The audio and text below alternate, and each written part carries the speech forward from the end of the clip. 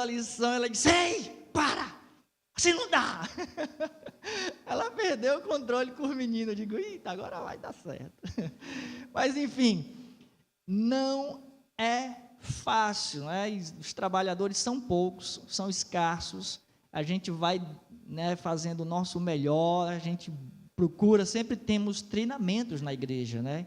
Inclusive vai ter um treinamento 10 de agosto lá na igreja Virtude, para professores e oficiais de escola bíblica dominical.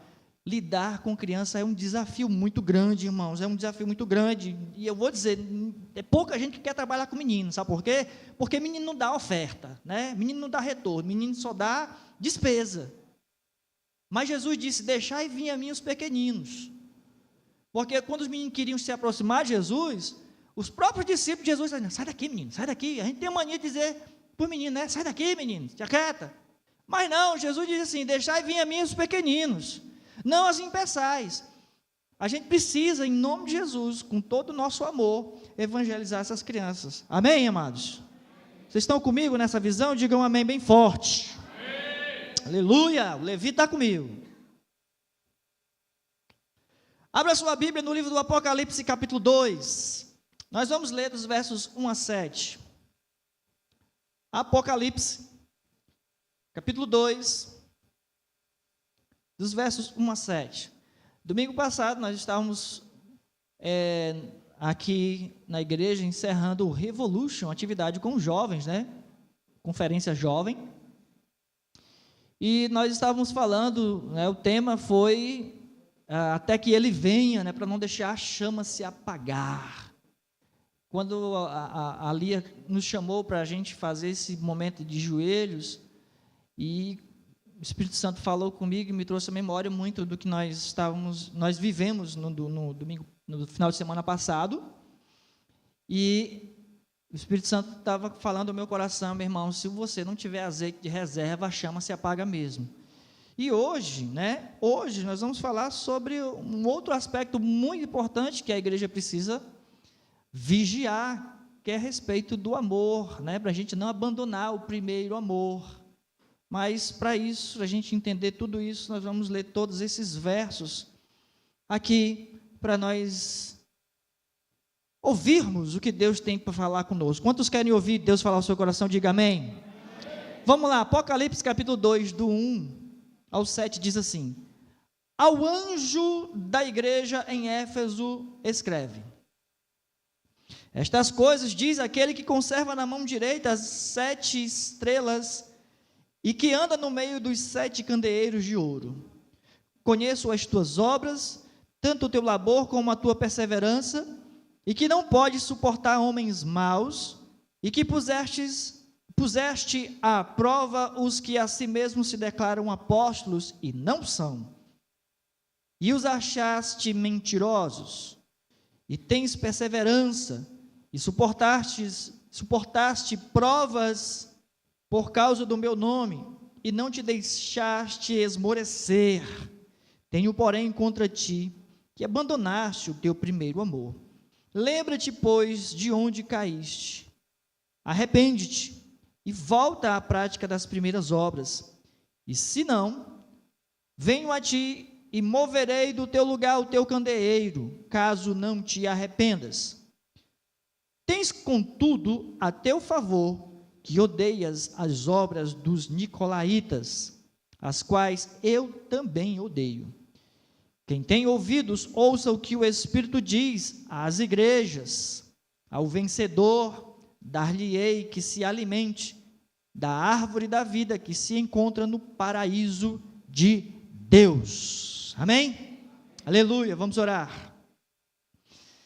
Precioso Deus e eterno Pai, graças te damos, ó Pai, por esta oportunidade maravilhosa na tua presença e, ó Deus, pelo privilégio que nós temos de adorar o teu santo nome. Pai santo, Pai querido, Deus de toda graça e misericórdia, vem falar aos nossos corações, como aqui nessa passagem diz, que aquele que tem ouvidos, ouça o que o Espírito diz. Portanto, Senhor, queremos ouvir o que o Senhor fala. Portanto, vem, Senhor Deus, fala conosco, fala aos nossos corações, fala com a tua igreja, vem, Senhor Deus, fazer a tua obra mais uma vez nesta noite, renova-nos como acabamos de cantar, renova-nos em nome do Senhor Jesus, assim eu te peço e te agradeço, amém, meus queridos. Muito bem, essa carta que eu acabei de ler, a igreja que se reunia em Éfeso, é a primeira das 7 cartas às 7 igrejas da Ásia Menor.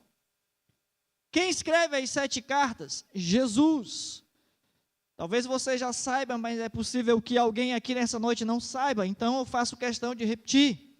Jesus, quando João está ali na ilha de Patmos, preso, sobre uma prisão, e aí ele tem essa revelação da parte de Deus, o próprio Cristo ressurreto, em glória, é quem fala com João, e aí na sua revelação, é Cristo quem está escrevendo 7 cartas às 7 igrejas. E aqui nós temos a primeira carta, a carta que é direcionada ou destinada à igreja em Éfeso. Antes de tudo, no versículo 1, eu quero que você perceba a descrição ou como Cristo se apresenta para esta igreja. Como isso é reconfortante, como isso vamos dizer, edificante. Saber quem é que está escrevendo a igreja?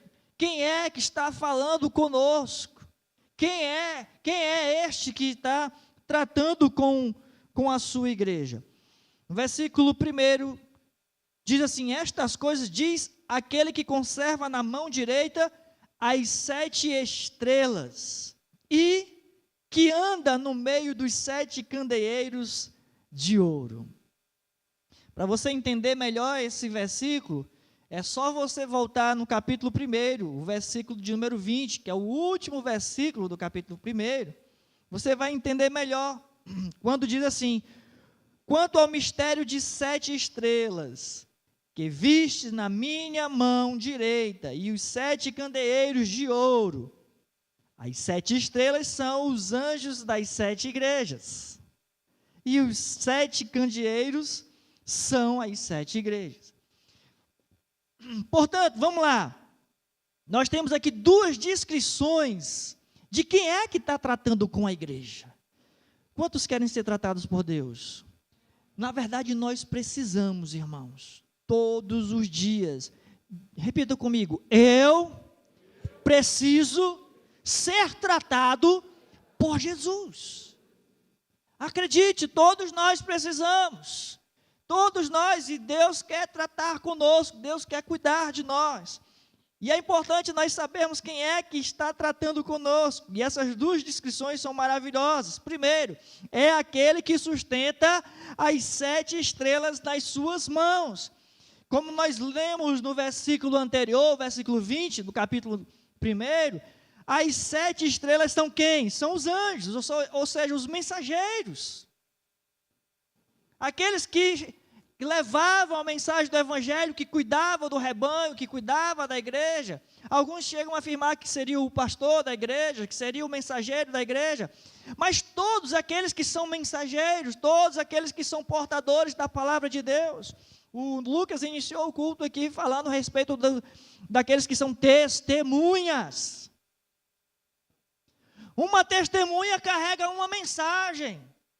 Quantos são testemunhas? Digam amém. Você é testemunha porque você carrega uma mensagem. Portanto, se você carrega uma mensagem, entenda que você é uma estrela nas mãos de Deus.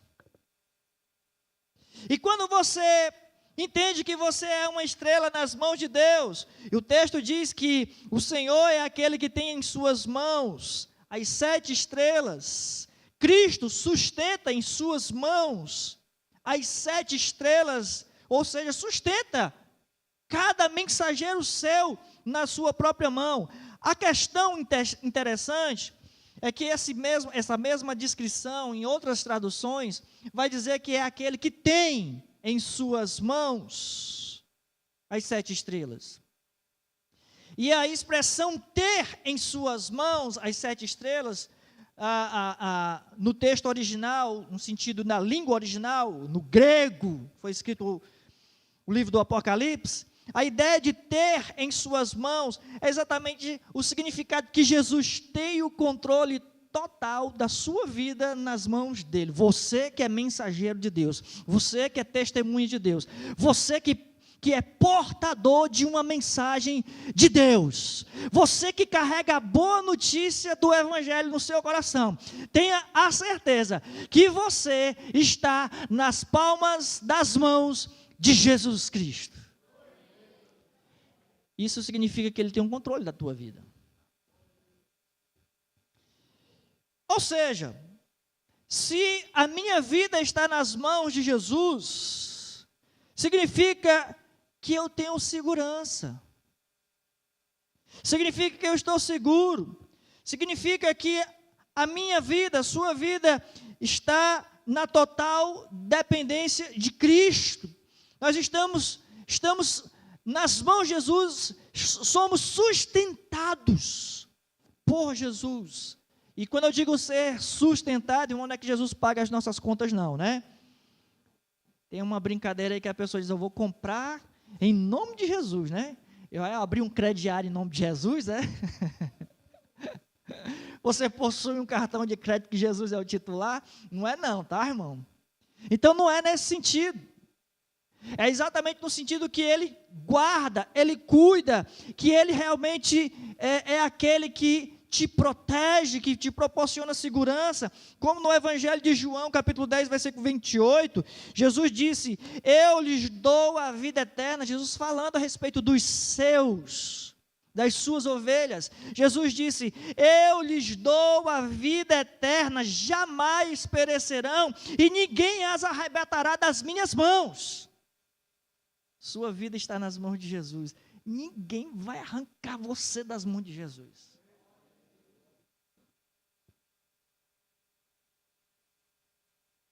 Estou seguro. Tem um cântico antigo que dizia, seguro estou, não tenho temor do mal, se guardado pela fé no meu Jesus. É esta a ideia.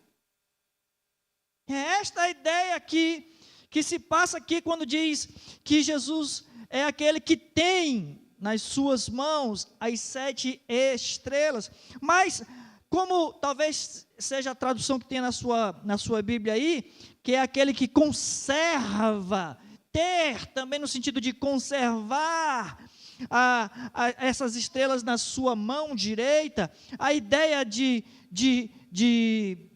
sustentar, conservar, significa que ele também, ou melhor, que também você cabe totalmente nas mãos de Jesus. Deixa eu dar uma ideia melhor, ver se tem alguma coisa aqui. Bom, o objeto mais apropriado que eu tenho por aqui é isso aqui. Isso aqui cabe completamente na minha mão. Quase consigo fechar esse objeto na palma da minha mão, mas ele cabe todinho na minha mão.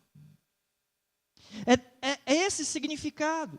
É como que você está completamente nas mãos de Jesus. É a ideia de que você cabe totalmente nas mãos de Jesus. Nenhuma parte sua fica de fora. Isso é tão importante nós entendermos isso e lembrarmos disso, de que quem trata conosco, Ele trata tudo que nós somos, e tudo que nós somos está nas suas mãos. É no sentido de que a totalidade das nossas vidas é sustentada pelo Senhor. Hoje de manhã, na escola bíblica dominical, estávamos falando na sala dos adultos, porque os jovens estavam numa outra lição, né? Mas a lição da sala dos adultos falava sobre impedimentos. Impedimentos acerca de uma vida santificada, ou da santidade. E um dos impedimentos que a gente tratou é exatamente uma entrega defeituosa ou parcial. é quando que muitas vezes nós não confiamos completamente no Senhor. E eu citei um caso de que muitas vezes tem pessoas que se convertem, mas não confiam plenamente no Senhor, de entregar a sua vida completamente ao Senhor, porque existe uma pendência ali dentro do ambiente conjugal, que se ela regularizar às vezes a sua situação conjugal diante da sociedade, ela vai perder aquela pensão, e se eu perder essa pensão, o que será da minha vida? Ou seja, ela prefere se confiar naquela pensãozinha que ela tem, ao invés de confiar plenamente, entregar plenamente a sua vida ao Senhor Jesus Cristo. É como que o jovem rico, quando foi confrontado pelo próprio Jesus, Jesus disse: ei, uma coisa te falta, vai lá, vende tudo que você tem, porque Jesus queria que ele fosse pobre? Não, é porque ele confiava naquelas coisas que ele tinha.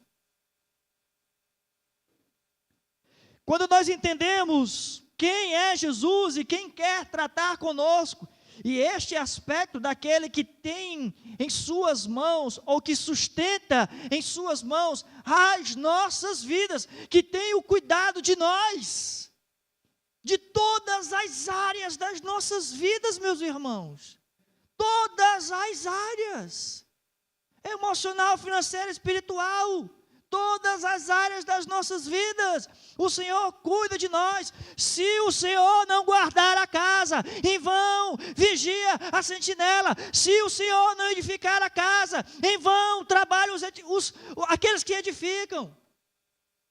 Se eu não confiar nesse Deus completamente, eu jamais vou experimentar esse Deus que tem em suas mãos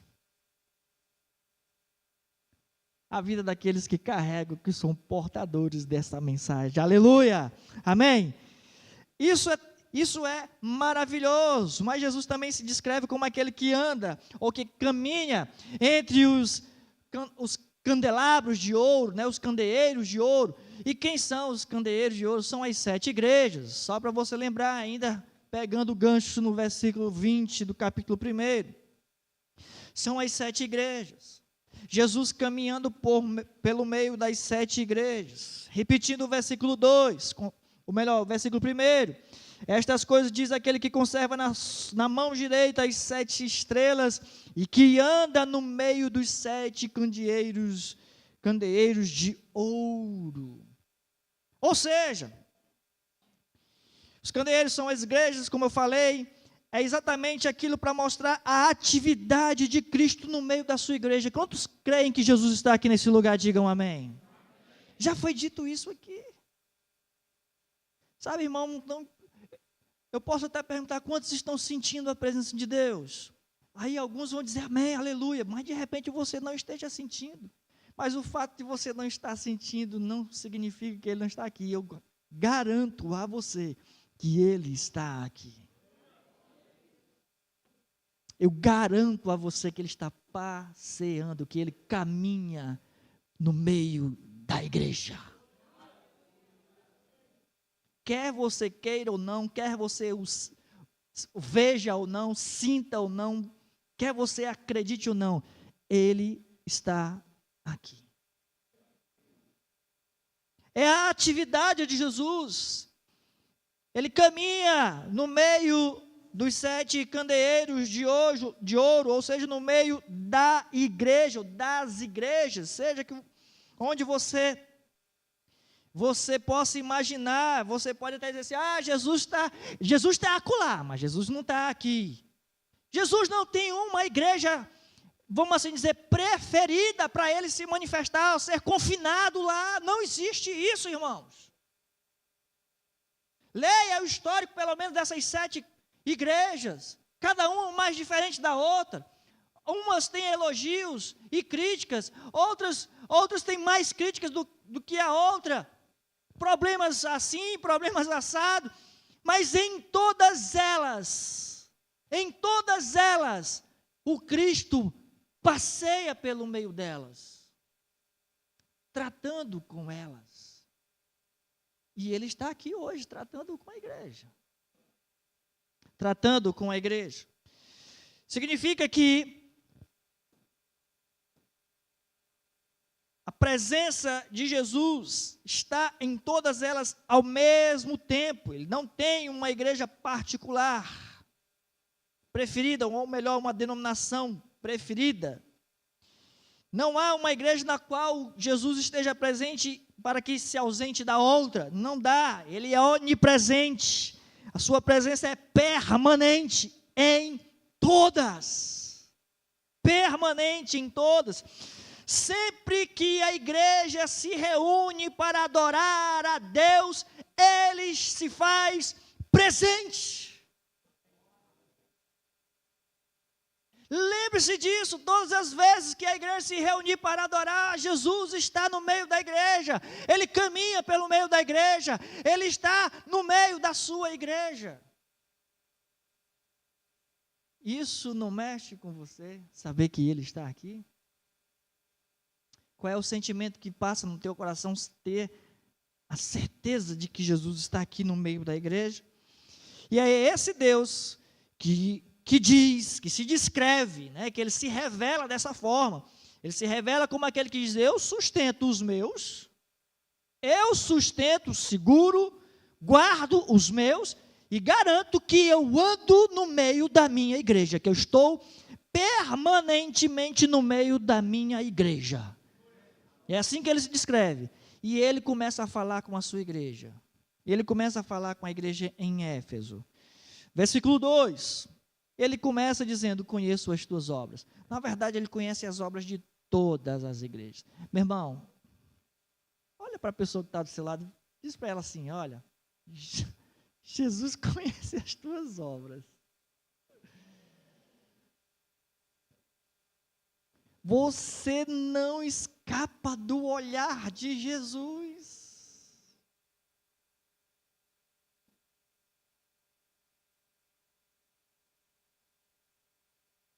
O salmista diz o seguinte: se eu for ao mais profundo abismo, lá tu estás. Se eu subir ao mais alto dos montes, lá tu estás. Se eu for à profundeza dos mares, onde quer que eu tente me esconder, eu não consigo. Lá tu estás. É no sentido de que eu não posso me esconder de Deus. As minhas obras, o que eu faço, o que eu penso. Ainda hoje a gente estava tomando banho, e aí, eu não sei qual era o assunto que a gente estava conversando, eu e a Denise. Aí eu disse para a Denise: a pessoa, amor, se a gente conseguisse ler os pensamentos uns dos outros, Denise, eu não queria que ninguém soubesse os meus pensamentos. Aí eu disse: eu também não. Você gostaria que as pessoas conseguissem ler os seus pensamentos? Não, eu tenho certeza que não. Mas acredite, você não consegue escondê-los de Jesus. Não consegue esconder os seus pensamentos. Jesus disse: conheço as tuas obras. Quanto mais o que você faz, se você não consegue esconder os pensamentos, quanto mais aquilo que você faz ou deixa de fazer.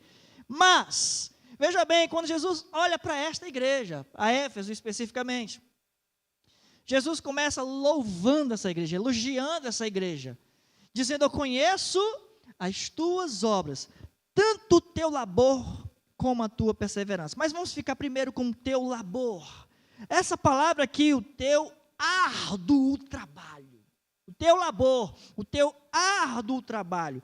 Não é simplesmente uma obra qualquer, não é só simplesmente uma atividade qualquer, mas a ideia aqui é de um trabalho, porque existem expressões para descrever trabalho e expressões para descrever obra. Pode ser que seja um trabalho que não exija muito esforço, mas essa palavra especificamente, conheço as tuas obras, tanto o teu labor, esse labor é um trabalho árduo, ou seja, descreve um trabalho no qual nos faz suar. Quem já trabalhou aqui e sentiu a camisa molhar de suor? Amém? Trabalhou duro, né? Meu irmão, uma vez nós estávamos trabalhando aqui no telhado da igreja. Penso num sol quente. Meu Jesus Cristo. A última vez que eu trabalhei aqui no... Tu estava, né, Ronaldo? Não esquece, né, Ronaldo? Não precisava, né, Ronaldo, lembrar desse detalhe, de quebrar umas telhazinhas. Mas deu certo. Mas olha só, um trabalho árduo, um trabalho suado, difícil. Trabalho suado, é exatamente esse aspecto que Jesus identifica e elogia o trabalho, o labor dessa igreja de Éfeso. Eu conheço as tuas obras, tanto o teu labor, ou seja, o trabalho árduo, um trabalho que nos faz suar, é um trabalho duro, que nos deixa cansados, exaustos. Sabe, quando chega e termina o dia, a gente está morto de cansado, está enfadado, que tudo que a gente quer é tomar um banho e dormir, às vezes a gente não quer mais nem comer. Até a fome foi embora, o que a gente quer é descansar. É nesse sentido, descreve um trabalho, uma demanda que nos, vamos assim dizer, consome energia, que exige de nós muita concentração mental. Sabe quando você está tão cansado, dizendo, não estou conseguindo mais nem pensar, estou cansado, eu preciso descansar. Sabe, essa igreja era uma igreja que trabalhava dessa forma. Jesus elogia o trabalho dessa igreja, que trabalhava arduamente, suava, chegava à exaustão, exigindo todo o esforço físico e mental dela, e ela estava fazendo realmente esse trabalho com muita diligência, com muita fidelidade, e Jesus percebe isso, conhece isso, e elogia isso. Louvado seja Deus. E muitos de nós, muitas vezes, estamos trabalhando assim. Esses dias mesmo, trabalhar com as crianças não foi fácil.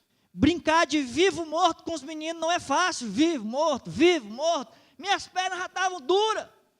E aí, para não ficar no vivo, morto, eu brinquei, vamos brincar de jacaré e tubarão, que era só pular a corda para um lado e pular a corda para o outro. Descansava menos, né?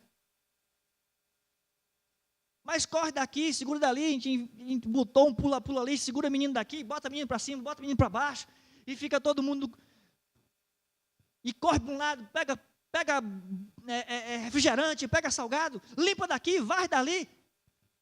A gente começa cedo, começa às 3 horas da tarde, o sol ainda está quente, né? Ainda está quente. E corre para lá, entra nas favelas, vai chamando um, vai chamando o outro. E aí entra na Kombi, meu irmão, e os meninos começam a gritar, terror, né, não sei o quê, não sei o quê. A Malvina, não sei o quê. Aquele barulho ensurdecedor dentro da Kombi, eles batendo no teto da Kombi, eu dizendo, menino, pelo amor de Deus, para de bater na Kombi. Estava igual a jumenta quando falou para o Absalão, rapaz, está batendo em mim para quê, né? O Balaão. Aí quem estava comigo era a meninazinha do Cícero, né, a Alice, e ela estava dentro do carro comigo, aí os meninos batendo na Kombi, eu disse, meu filho, pelo amor de Deus, não bata na Kombi, não, bata a palma, aí eles começaram a bater palma dentro da Kombi. A Alice olhou para mim e disse, pastor, não sei o que é pior, se é eles baterem na Kombi, se era bater palma, a zoada dentro da Kombi, ensurdecedor, né? Trabalho árduo, todos os irmãos trabalhando, né? Todos os irmãos trabalhando, o pessoal do louvor, o pessoal como é que chama o apoio, né? Os monitores, quem estava dando as lições, quem brincou com as crianças, leva, traz, vai buscar, vai deixar, enche balão, arruma não sei o que, arruma daqui, isso aqui, irmão, está tudo enfeitado, e depois tira tudo, limpa chão. Dá um trabalhão. Enfim, esse trabalho foi louvado, Jesus elogia o trabalho da igreja de Éfeso. A ideia de trabalho árduo, você vai ver também quando Paulo escreve aos Romanos, capítulo 16, versículo 12, ele fala aqueles que trabalham no Senhor, para nós entendermos que fazer a obra do Senhor não é fácil. Fazer a obra do Senhor não é fácil, é um trabalho árduo. Você que disse, eu sou crente, quero fazer a obra do Senhor, entenda, fazer a obra do Senhor não é um trabalho suave. Ir para o céu é suave, irmãos. O perdão que a gente tem em Jesus Cristo é suave. Aprender de Jesus, a mensagem do Evangelho, ela é suave. Ela é bem docinha na boca, mas quando bate no estômago é amargo. Esse amargo significa que servir a Jesus, ou fazer o trabalho de Jesus, é um trabalho suado. Aí o camarada quer ser crente. Quer ser crente, ó. E aí ele pensa assim, eu vou aceitar Jesus, minha vida vai ser tranquilinha. Ei, te ensinaram errado. Te enganaram, né? Enfim, a vida cristã não é para aquelas pessoas que não se comprometem, ou seja, a palavra que eu encontrei aqui no meu esboço não é para quem é frívolo, para quem é superficial, para aqueles que não se importam com a causa. A vida cristã não é para estes. A vida cristã realmente exige muito de nós, suor, trabalho pesado. Não é para aqueles que têm medo de calos das mãos. Não é para aqueles que lançaram mão do arado, ou seja, soltaram o arado e, tá bom, cansei, vou-me embora, não aguento mais. Não é. Jesus diz isso. E ele está repetindo aqui, praticamente. Jesus elogia essa igreja, o trabalho dessa igreja, o trabalho árduo dessa igreja. E ele continua com seus elogios ainda no versículo 2. Conheço as tuas obras, tanto teu labor como a tua perseverança. Talvez na sua Bíblia tenha a palavra paciência. No hebraico, ou melhor, no grego, é a palavra hipomoné, ou hipomoné, como você quiser. E essa palavra, esse tipo de paciência, ou essa perseverança, não é aquele tipo de paciência que a gente cobre o rosto daqui e leva a chibata, não. E apanha até acabar. Não, não é.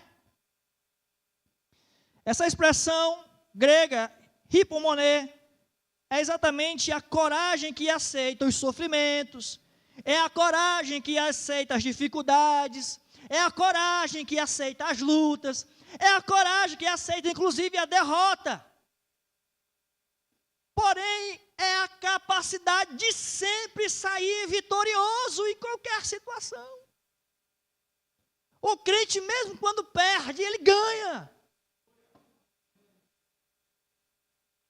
Os primeiros cristãos, em meio à perseguição, eles eram mortos, mesmo quando morriam, chegavam no céu com a vitória nas suas mãos.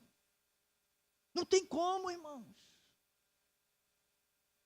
É exatamente esta ideia que Jesus identifica na igreja de Éfeso, quando fala de perseverança, ou, em outra tradução, paciência. É a ideia de que nós somos corajosos, a capacidade de enfrentar as circunstâncias, mesmo as derrotas, mas saindo delas de forma gloriosa, triunfante. Aleluia! Não importa o que está acontecendo. Esses dias eu fiquei assim meio que alarmado com essa abertura da Copa, ou das Olimpíadas, cheia de ocultismo, de simbolismo, de profanações, alfinetando o cristianismo, desrespeito ao cristianismo. Não sei quantos de vocês viram, mas se não viram, não perderam nada. Enfim, Jesus elogia aqui essa perseverança, essa paciência da igreja, em qualquer circunstância, em qualquer situação. É exatamente a virtude daquele que sabe finalmente alcançar graça e glória, irmãos. Amém? Graça e glória. Não precisa levantar a mão se você está passando algum tipo de luta, adversidade. Aprenda com essa palavra paciência, com essa palavra perseverança. Tenha coragem. Você vai sair dessa situação de forma triunfante.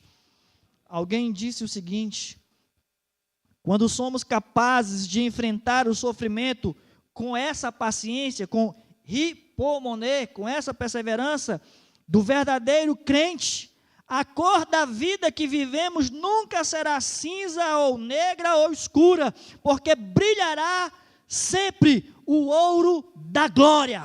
Sempre. O ouro da glória. Por mais que sejam difíceis os dias, adversos os dias.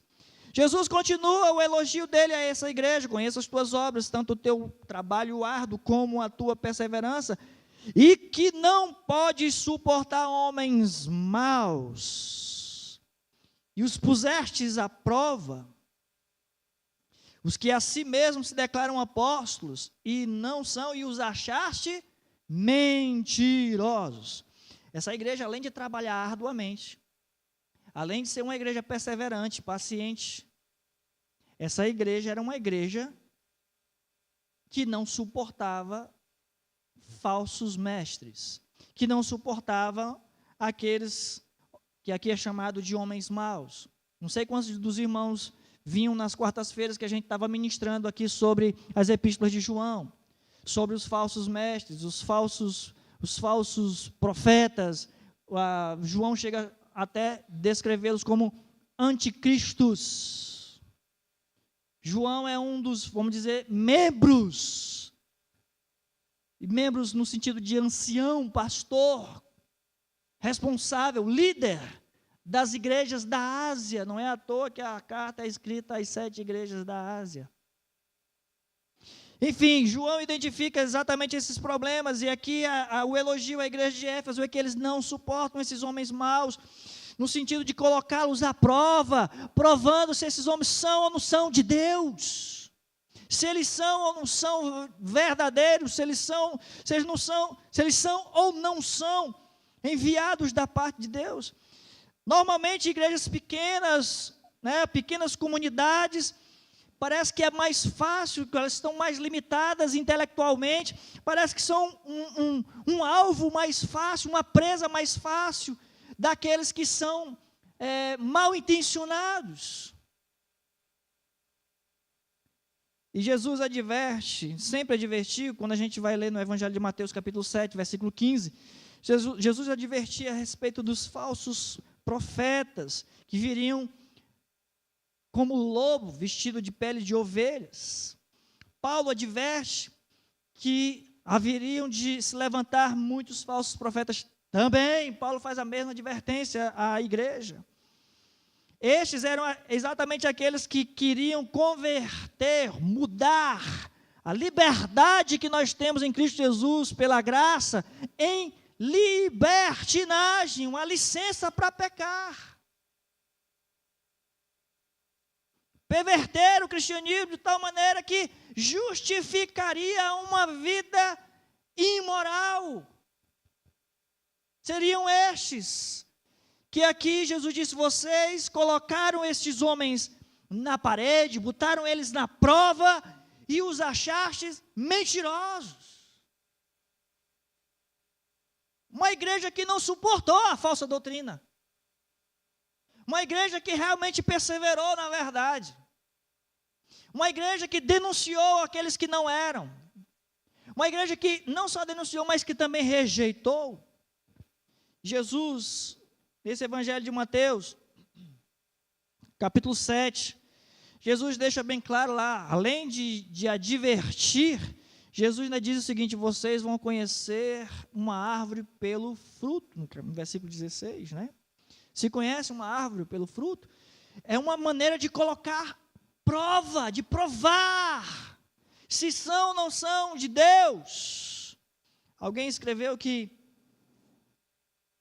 essa igreja de Éfeso, ela era uma igreja muito aplicada, muito dedicada, uma igreja que trabalhou duro, trabalhou arduamente, uma igreja que além do trabalho que ela tinha, era uma igreja que também tinha muita perseverança, coragem para enfrentar as dificuldades, enfrentar as lutas, uma igreja corajosa para enfrentar os falsos mestres, uma igreja que, de certa forma, desmascarou os falsos e os expulsou, vamos assim dizer, do seu meio. Porém, em meio a esse processo de muito trabalho, de muita luta, adversidade, e de denunciar os falsos, a igreja caiu no meio desse processo, deixando de lado o primeiro amor. E aí é onde Jesus começa a falar com essa igreja, no sentido, veja aqui no versículo 4, tenho, porém, contra ti, que abandonaste o teu primeiro amor. Essa igreja que trabalha forte, que sua, que trabalha arduamente, essa igreja que aguenta a pancada, irmãos, não é a igreja que esmurece, não. O texto deixa bem claro aqui, não esmurecia, não era uma igreja desanimada de jeito nenhum. Uma igreja ali, fervorosa, em meio à dificuldade, uma igreja com obras, com fervor, uma igreja com doutrina ortodoxa. Porém, a igreja perdeu o seu primeiro amor. Abandonaste o teu primeiro amor. Alguém chegou a conjecturar que nesse processo, nesse zelo que a igreja se empenhou de trabalhar arduamente, de suportar com perseverança as lutas, de desmascarar a falsa doutrina, de perseverar na doutrina verdadeira, nesse processo ela se perdeu um pouquinho no amor, abandonou o primeiro amor. Como assim, pastor? O que seria então esse primeiro amor? Que Jesus disse, tenho porém contra ti que abandonaste o teu primeiro amor. Nós podemos entender esse primeiro amor que foi abandonado de duas maneiras. As duas formas estão completamente corretas. E a primeira maneira que nós podemos entender sobre esse abandono do primeiro amor, esse primeiro amor seria o primeiro entusiasmo. Quantos se lembram quando você aceitou Jesus? Quando você teve a experiência de salvação? Quantos se lembram? Levanta a mão aí, diga amém. Você lembra? Fervoroso, querendo participar de tudo. Eu lembro com muita clareza de pessoas que aceitaram Jesus e queria estar na vigília, queria estar na oração, queria estar no culto campal, estava em tudo, de todas as atividades. Eu quero fazer a vontade de Deus, eu quero ir lá na Barrinha de Cima, eu quero ir no Juazeiro do Norte, pastor, eu quero mais, eu estou com muita sede. E aí, glória a Deus, mas o tempo foi passando. Pastor, preciso trabalhar, pastor, preciso estudar, pastor, preciso casar, pastor, preciso cuidar da minha família, pastor, estou cansado, tenho que ir para o açaí, né? Tenho que ir para o nome do outro? Atacadão, tenho que fazer as compras, tenho que ir no Center Box.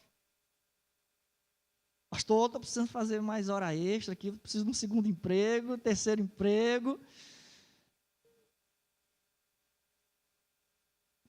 Ou seja, o primeiro entusiasmo. Sabe quando você acabou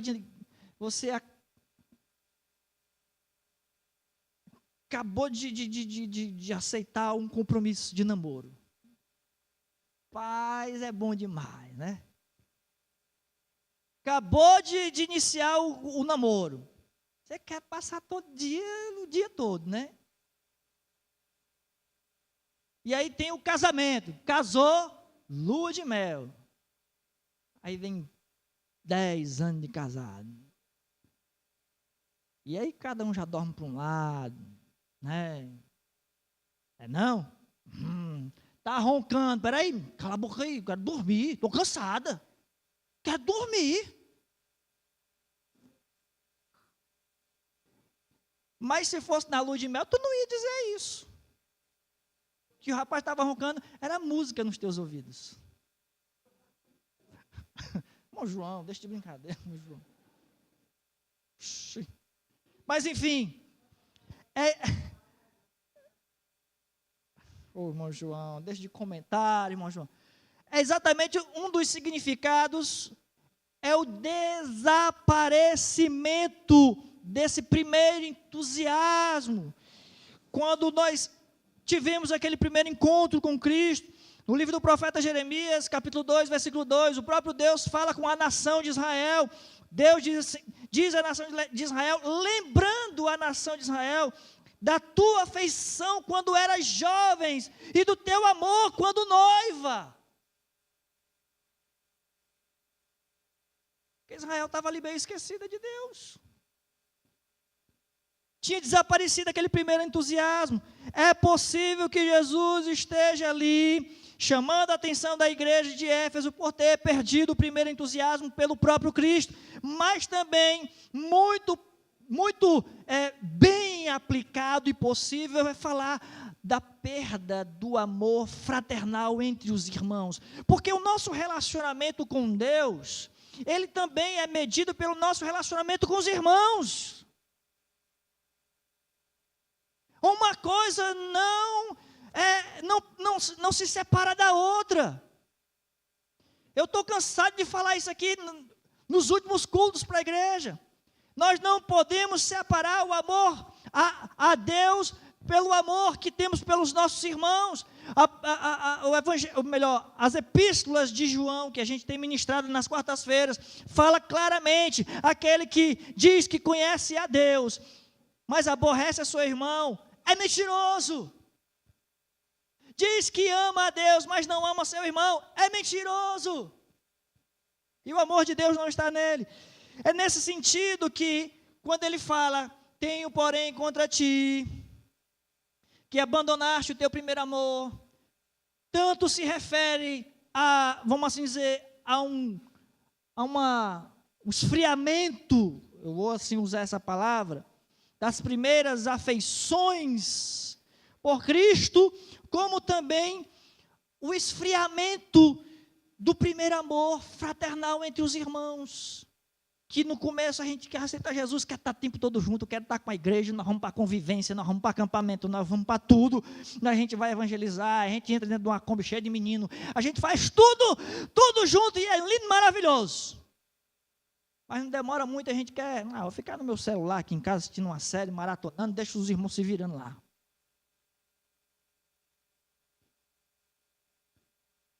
A comunhão já não é mais tão desejada, estar junto já não é mais tão importante, já não é mais tão necessário. A gente nem sente mais falta de estar junto com os irmãos, a gente já não sente falta uns dos outros. O amor fraternal esfriou, foi abandonado, ou a gente foi trocado por outros. Enfim, é exatamente a ideia de que talvez esta igreja de Éfeso, no início, era uma igreja verdadeiramente envolvida nesse amor fraternal, que amavam uns aos outros. E é possível que exatamente no processo de colocar à prova os falsos, colocar à prova os mentirosos, aqueles que queriam perverter a doutrina do Evangelho, é possível que nesse processo de colocar à prova e de desarraigar, terminaram sendo rígidos demais, amargos demais, e se tornado insensíveis, no sentido de não conseguir amar, ter abandonado o primeiro amor, frios. Você está me entendendo? Diz amém. Mas para eu não falar mais sobre isso, imediatamente Jesus, depois de identificar esse problema, Jesus disse: eu tenho, porém, contra ti, que abandonaste o teu primeiro amor. Imediatamente Jesus dá 3 passos, diga comigo, 3 passos para voltar. Voltar para onde, pastor? Ao primeiro amor. Versículo 5, lembra-te, pois, de onde caíste, arrepende-te e volta à prática das primeiras obras. Quando no começo tudo era bom demais, estávamos juntos, amados uns aos outros, fazendo tudo junto, e era bom demais, aquela obra maravilhosa. Nesse processo de voltar ao primeiro amor, o primeiro passo, Jesus diz: lembra-te, diga comigo bem forte, lembra-te. A lembrança pode ser o primeiro passo no caminho de volta. E aí isso vale, por exemplo, para casais, marido e mulher. Está meio frio ali um negócio. Lembra aí quando era lá os jovens namorados. Lembra como era. É o primeiro passo. Lembra como a tua mulher era bonita, linda e maravilhosa. Como aquele homem era lindo e maravilhoso, não tinha barriga, ainda tinha cabelos. Não estou pegando teu pé não, viu, irmão Eduardo e irmão Bernardo. Não tinha pochete.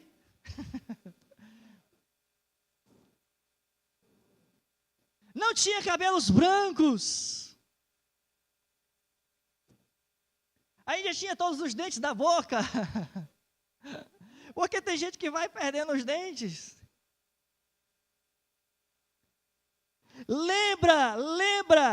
Lembra-te. Jesus está dizendo aqui, como um primeiro passo para voltar a primeiro amor, a prática das primeiras obras, lembrança. A lembrança pode ser sim um primeiro passo para a reconsideração, meu irmão. Sabe quando a gente está meio, estou abusado de fulaninho, estou muito chato.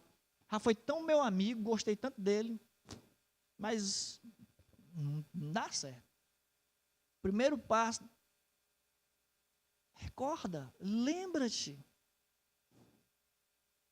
O filho pródigo, no Evangelho de Lucas, capítulo 15, versículo 17, depois de estar lá, no meio do mundo, ter gastado todo o dinheiro que ele tinha, gastou o dinheiro, na verdade, o dinheiro do pai dele, gastou tudo, irresponsavelmente.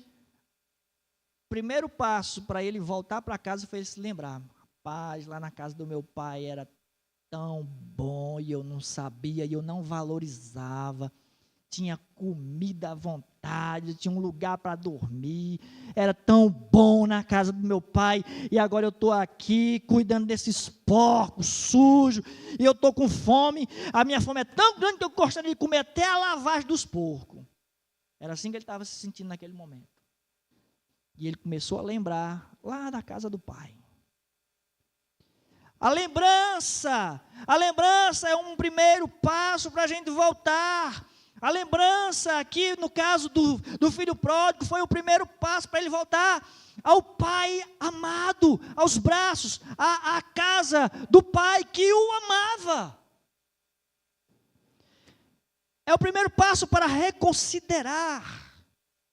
A lembrança foi o primeiro passo para voltar para casa. O segundo passo é o arrepende-te. Diga bem forte: arrepende-te. O arrependimento significa admitir que nós tivemos a culpa. Porque muitas vezes, quando a pessoa está numa situação complicada, a pessoa quer colocar a culpa nos outros. Quer terceirizar a culpa pelo que ela está vivendo. Quer responsabilizar outras pessoas.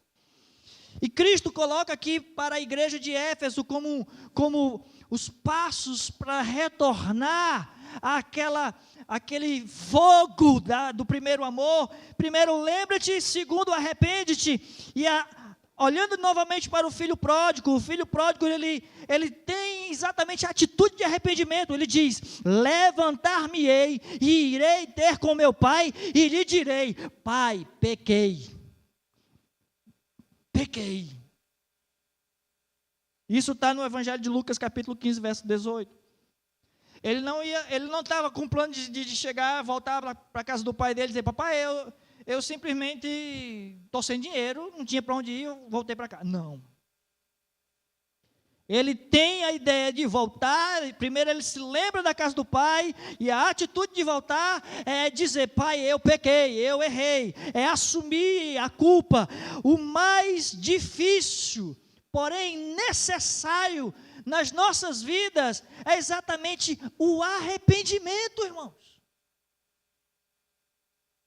E esse arrependimento nada mais é do que a aceitação da responsabilidade pessoal. Você é responsável por você mesmo. Parece besta um negócio desse, mas é tão importante quando nós entendemos que nós somos responsáveis por nós mesmos. Chama-se isso de responsabilidade pessoal. Para a gente não cair naquela síndrome de Adão. Que é a síndrome de Adão? Lembra quando Adão e Eva pecaram lá no jardim, que Deus chama Adão e diz: Adão, foi isso que fizeste? Comeste da árvore, do fruto lá? que eu disse para não comer, ele disse, a mulher que o senhor me deu, trouxe aqui, eu comi. E a mulher, peraí, eu não, foi a serpente que me enganou e eu comi. Ninguém assumia. A gente não percebe arrependimento ali. Não tem arrependimento. Passos para nós voltarmos a uma vida de amor, ou do primeiro amor, das primeiras obras. Primeiro, a gente tem que se lembrar de como elas eram. Segundo, arrependimento. Terceiro, o terceiro passo que Jesus diz, então volta a praticar exatamente aquilo que você fazia antes. Mas naquilo que era bom, entendeu? As primeiras obras, aquele primeiro fervor, aquele primeiro amor. Alguém disse o seguinte, ninguém se arrepende de algo e continua fazendo, né? No sentido, poxa, eu estou martelando aqui e está errado, mas eu vou continuar martelando. Ninguém se arrepende de algo e continua fazendo. Um outro pensador disse o seguinte, que a grande verdade do evangelho, do cristianismo, é que ninguém necessariamente deve continuar sendo o mesmo, ou sendo o que é. Meu irmão, você não precisa ser exatamente o que você está sendo. Dentro do evangelho, o evangelho te dá a opção de ser diferente. O evangelho te dá a opção de você ser nova criatura. O evangelho te dá a opção de mudança. E arrependimento implica em vida transformada. Uma última coisa que eu quero aqui tratar com você nessa noite, nessa carta. Essa carta termina também com promessa. No versículo 7, Jesus diz assim à igreja: quem tem ouvidos, ouça o que o Espírito diz às igrejas. Ao vencedor, dar-lhe-ei que se alimente da árvore da vida que se encontra no paraíso de Deus. Aleluia. Deus tem promessa para a sua igreja, amém? Deus tem promessa. Esse Deus que se revelou como aquele que sustenta na palma das suas mãos as nossas vidas. Esse Deus que conhece cada obra nossa, que reconhece o nosso esforço, a nossa paciência, o zelo doutrinário, mas é o mesmo Deus que também conhece muitas vezes as nossas fraquezas, conhece onde nós caímos, é o Deus que nos chama ao arrependimento, é o Deus que chama você a fazer um autoexame, chama você como nós fazemos todo o culto de Santa Ceia, vamos fazer domingo que vem, cada um examine-se a si mesmo, e assim coma do pão e beba do cálice. É um Deus que nos chama a recordar, a lembrar, a trazer de volta à memória aquilo que nos dá esperança. É um Deus que nos proporciona transformação real. É um Deus que nos dá a oportunidade de mudar de vida. É um Deus que está dizendo, você não precisa ser o mesmo, se você não quiser. E esse Deus nos faz promessas. Esse Deus é um Deus que nos recompensa. E a promessa é, dar-lhe-ei de comer, ou que se alimente, da árvore da vida, que se encontra no paraíso de Deus. O que seria a árvore da vida? A árvore da vida significa exatamente entrar ou estar na bem-aventurança do reino de Deus. Significa se deleitar em toda a alegria de Deus. Significa que quando Jesus vier na sua glória, nós estaremos com Ele eternamente. E essa árvore da vida, ela está num lugar específico, ela está no paraíso de Deus, e quando nós ouvimos a palavra paraíso, isso tem que trazer ao nosso coração algo muito importante, que é exatamente descrever um lugar de beleza e de serenidade, um lugar de tranquilidade, um lugar de paz eterna. Sabe quando você vai a um lugar tranquilo, não tem barulho de buzina de carro, não tem barulho de festa no vizinho, né? Vizinho que bota aquelas músicas nojentas alta, não tem barulho de gente gritando, sabe, tranquilo. De repente você apenas escuta o barulho do vento nas árvores, o som de alguns pássaros cantando, e você olha, o cenário é um cenário verde, cheio de flores. A Sônia estava agora, nesses dias, no Tianguá, e ela bateu fotos, fez vídeos num jardim muito bonito lá. Eu tenho certeza que não tinha barulho estressante naquele lugar. Era um lugar sereno, era um lugar realmente que dava para descansar. A Lia estava dizendo aqui, nós vamos ter a convivência e tal, e você vai descansar. Vai nada, na convivência lá você vai, vai curtir, vai brincar, vai pular. Salvo realmente se você quiser se recolher em algum lugar e descansar. Aí eu diria para você, vai dormir em casa, né? Mas lá vai ser muita agitação, é piscina, é futebol, é lazer, é brincadeira. Vai ser maravilha. Mas o jardim aqui é um lugar que é sinônimo do céu.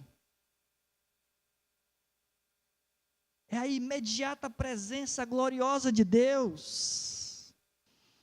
Quando nós ouvimos a palavra paraíso, não tem como a gente não lembrar do que Jesus disse para o ladrão lá à sua direita. Jesus disse: ainda hoje estarás comigo no paraíso.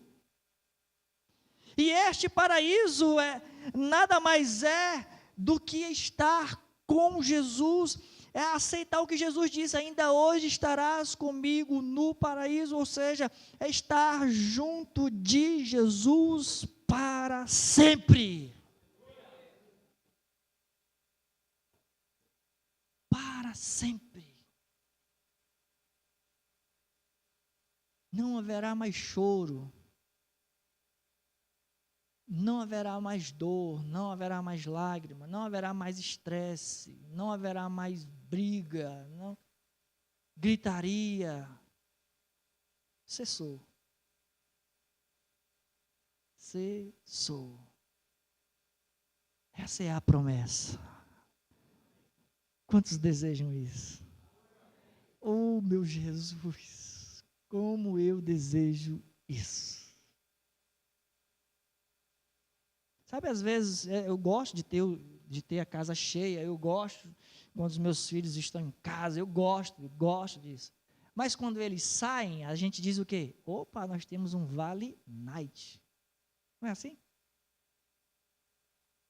Um Vale Night, só nós, na paz, tranquilo, não tem ninguém. Tempinho tranquilo. Olha, se a gente fica feliz com um Vale Night, imagina uma eternidade com Jesus. Uma eternidade com Jesus, porque é tudo que nós desejamos. A gente acorda pela manhã, Denise disse: amor, amanhã vamos fazer o esforço, vamos mudar a nossa rotina, 6 da manhã a gente vai acordar, a primeira coisa que nós vamos fazer, a gente antes de sair para trabalhar, nós vamos ter um tempo com Deus de oração, de devocional. Eu disse: amém, vamos lá, estou junto contigo. Me acorda aí que eu vou.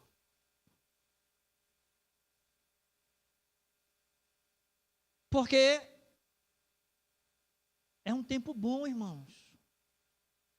É um tempo bom. Agora imagina, a gente termina ali o devocional, coisa boa, aí a gente lembra: puxa, agora vamos lá, né? Vamos enfrentar o dia. Correria.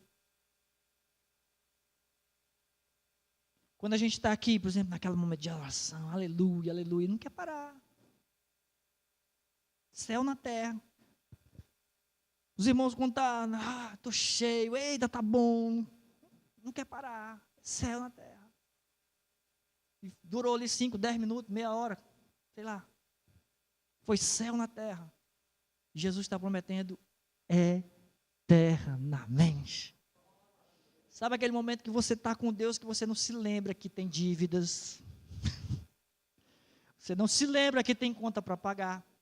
Você não se lembra nem que está doente? Você não lembra de doença, você não lembra. Está tão bom com Jesus, está tão bom com Jesus. Você não lembra que tem problemas, parece que desapareceu tudo. É só você, Jesus. Só você, Jesus. Jesus promete exatamente isso. Mas não mais por um momento. Promete eternamente. Fique de pé em nome de Jesus. Eu quero orar por você e eu quero orar com você nessa noite. Amém?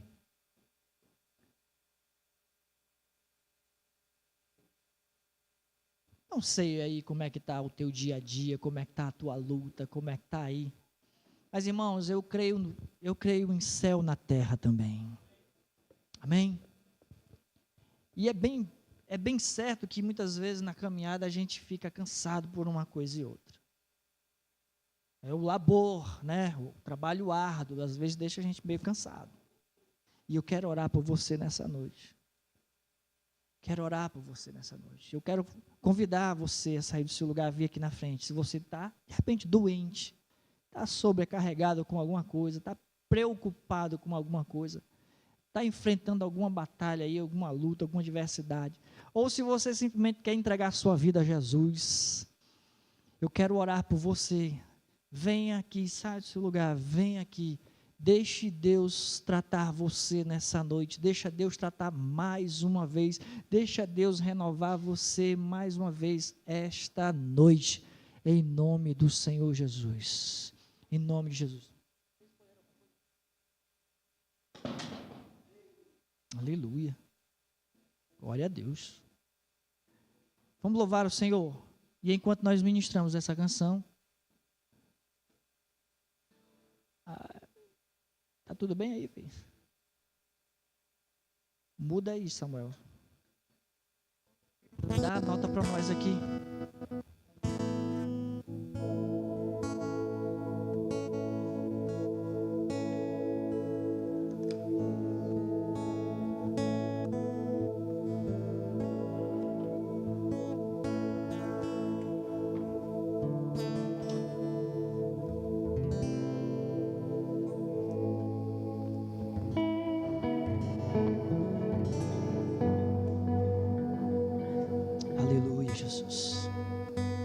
Feche seus olhos no espírito de oração. E se você sentir no teu coração, sai do seu lugar, vem aqui à frente. Deixa o Espírito Santo de Deus tratar contigo. Deixa Deus trabalhar na tua vida. Deixa Deus completar a boa obra. Deixa Deus fazer o trabalho dele sobre você.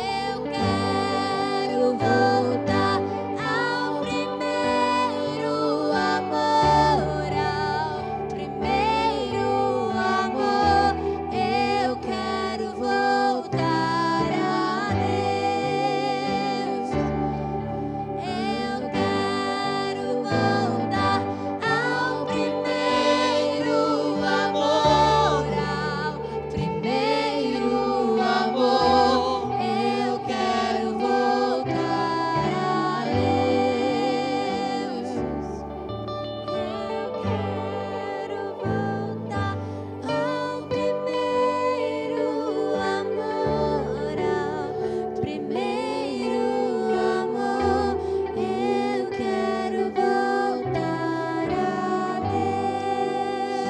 Deus. Pai, nesse momento nós clamamos a Ti, Jesus. Tu és o Deus que tem todo o poder, Tu és o Deus que retém nas Tuas mãos as nossas vidas, e nós queremos estar nas Tuas mãos, Senhor. É o lugar que nós desejamos estar, na palma das Tuas mãos, sob o Teu cuidado, sobre a segurança do Teu poder.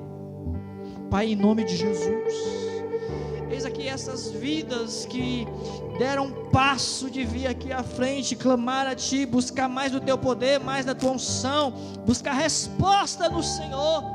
Pai, em nome de Jesus, rasga os céus e venha ao nosso encontro, responde a nossa oração, atende ao nosso clamor, supre, ó Deus, cada uma das nossas necessidades, sara-nos, cura-nos, renova-nos, derrama sobre nós o Teu poder, o Teu bálsamo, a Tua unção, a Tua graça, a Tua misericórdia, vem sobre nós, vem sobre nós, Pai, em nome de Jesus. Nós oramos também por aqueles que não estão aqui, que não puderam estar aqui. Em especial eu oro pela vida da irmã Vânia, Senhor. Tu sabe todas as coisas, do que ela está necessitando nesse momento. Ó Deus, que a Tua presença se manifeste lá, assim como ela é real aqui, Senhor. Que o Teu poder, Senhor Deus, possa estar nesse momento, a virtude que saia, ó Deus, do trono da Tua glória, do trono da graça, possa permear a vida da Tua serva, restaurando cada uma das suas necessidades. Sim, Deus, sobre a Tua igreja, Tu estás aqui passeando no meio do Teu povo. Tu és o Deus que se faz presente aqui nessa noite. Vem, Senhor, renovar cada um aqui nesse lugar. Renova o amor, renova a alegria, renova as forças, renova a coragem, renova, Senhor Deus, a unção, renova, Senhor Deus, a ousadia, renova a graça, ó Senhor, em nome de Jesus. Renova a Tua presença nos corações sedentos. Sim, Pai, em nome de Jesus, desfaz toda a frieza, toda a amargura, toda a dor. Sim, ó Deus, vem enxugar as lágrimas nessa noite. Vem, Senhor Deus, realizar os céus da terra nessa noite, Pai. Que a eternidade se faça presente nos nossos corações nessa noite, Senhor. A eternidade gloriosa da paz, da alegria, da justiça no Espírito Santo, em nome do Senhor Jesus. Pai, em nome de Jesus, ministra aos nossos corações, ao sairmos por aquelas portas, Senhor, possamos, ó Deus querido, sermos cada vez mais portadores desta mensagem renovadora. Queremos mais, queremos, ó Deus, exatamente essa transformação de glória em glória. É no nome de Jesus que eu te peço. É no nome de Jesus que eu te peço. É no poderoso nome de Jesus que nós pedimos. Quantos creem, pode dizer amém bem forte. Aleluia, glorifique o nome de Jesus. Aleluia, aleluia, aleluia. Glória a Deus. Segura na mão das pessoas que estão do seu lado. Pode fechar o corredor. Nesse amor fraternal. Nesse amor fraternal. Aleluia. O amor fraternal, né? Aqui, ó. Que a graça do Senhor Jesus Cristo, que o amor de Deus, nosso Pai, que a comunhão, que a consolação, o poder, a virtude do Espírito Santo de Deus, seja sobre a tua vida e seja com todo o povo de Deus espalhado pela face da terra, até que Cristo venha. Você que recebe, diga amém. Oh, glória! Deus abençoe você.